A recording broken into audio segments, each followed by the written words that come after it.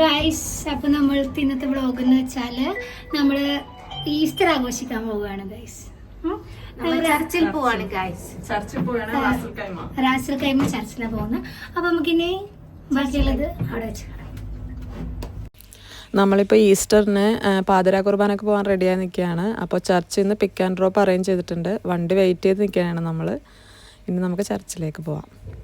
ചർച്ചിൽ വന്നപ്പോൾ അവിടെ ഓൾറെഡി ഒരു മാസം അവിടെ നടക്കുന്നുണ്ട്. അപ്പോൾ ഞങ്ങളിവിടെ വെയിറ്റ് ചെയ്യാനാണ് പുറത്ത്.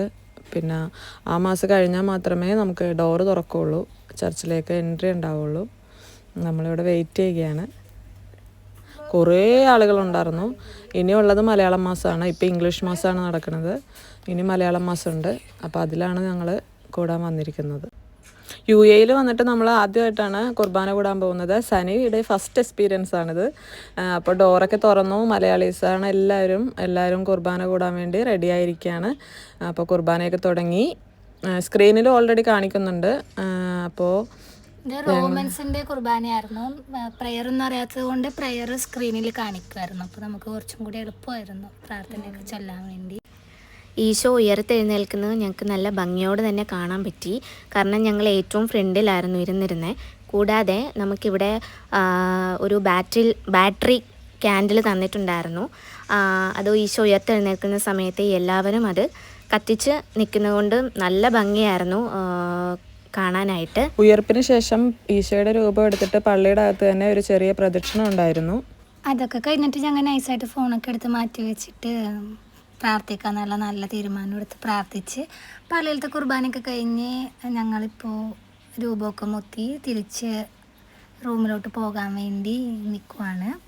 2 വർഷമായി ദുബായിൽ വന്നിട്ട്. പക്ഷെ ആദ്യമായിട്ടാണ് ദുബായിൽ വന്നിട്ട് നമ്മൾ പള്ളിയിൽ പോണത്. അപ്പോൾ ഇവിടെ ഫുള്ളും ഇത്രയും മലയാളീസ് ഉണ്ടെന്ന് പോലും ഞങ്ങൾക്ക് അറിയില്ലായിരുന്നു. പള്ളി മൊത്തം മലയാളീസായിരുന്നു. ഈസ്റ്റർ കഴിഞ്ഞിട്ട് ഇപ്പോൾ ഒരാഴ്ചയായി. പക്ഷേ നമുക്ക് സമയം കിട്ടിയില്ല. അതുകൊണ്ടാണ് ഇന്ന് വീഡിയോ ഇടുന്നത്.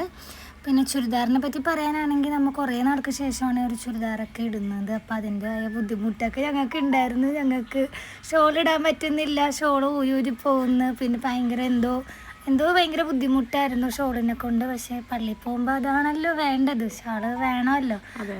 അതുകൊണ്ട് ഞങ്ങളൊരു പേരിന് കുറച്ച് ഷോളൊക്കെ ഇട്ട് നല്ല സുന്ദരിയായിട്ട് പോയെന്നാണ് ഞങ്ങളുടെ വിശ്വാസം. എന്തായാലും കൊള്ളായിരുന്നു. നമ്മളിതേ ഇപ്പോൾ വണ്ടിയുടെ അടുത്തോട്ട് പോവാണ്. വണ്ടി കുറച്ച് ഡിസ്റ്റൻസിലാണ് പാർക്ക് ചെയ്തേക്കുന്നത്.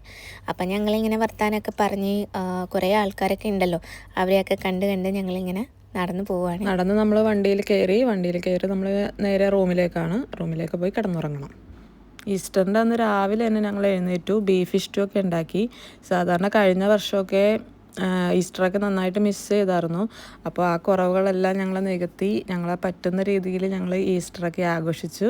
ബ്രെഡും കൂട്ടി സ്റ്റൂ ഒക്കെ കഴിച്ചു. അപ്പോൾ ഇതാണ് ഞങ്ങളുടെ ഈ വർഷത്തെ ഈസ്റ്റർ ആഘോഷം.